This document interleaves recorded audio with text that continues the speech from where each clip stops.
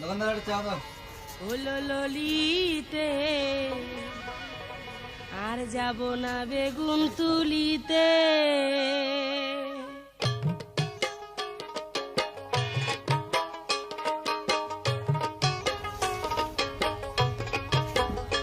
সেলিম, হ্যাঁ বল। তুই এখানে বসে চা খাচ্ছিস? ওদিকে তোর মামুর শরীর খারাপ, কথা বন্ধ হয়ে গেছে, তুই দেখতে যাবি না? আমার মামার শরীর খারাপ। তাহলে